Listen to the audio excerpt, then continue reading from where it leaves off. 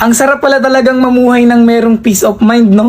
Yung tipong kahit anong marinig mo, kahit anong sabihin nila sa'yo, ay wala ka nang pakialam. Isa sa mga natutunan ko para magkaroon ng peace of mind sa sarili ko ay wag nang patulan yung mga bagay na hindi naman na dapat pinapatulan. Wag mo nang pansinin yung mga hindi naman dapat pansinin. Lalo na yung mga bagay na alam mong hindi naman makakatulong sa sarili mo kapag nagpaliwanag ka pa, kapag ipinaglaban mo pa yung hindi naman na dapat pinaglalaban. Ikaw na nanonood, kung gusto mo ng peace of mind, sarili mo lang din ang makapagbibigay ng peace of mind. Sarili mo lang ang hindi na dapat papatol sa mga bagay na hindi na dapat patulan. Sarili mo lang yung makapagbibigay na hindi na dapat pansinin yung mga nagpapapansin. Deadmahin mo na lang yung nasa paligid mo. Di mo naman kailangan ng opinion ng iba at hindi mo kailangang magpa-apekto sa kanila dahil naniniwala pa rin ako na ikaw at ikaw lang din talaga ang makakatupad ng mga bagay na gusto mo. Maniwala ka sa sarili mo, sabayan mo ng paniniwala sa taas at huwag ka makinig sa mga negatibong komento ng ibang tao na hindi makakatulong sa'yo.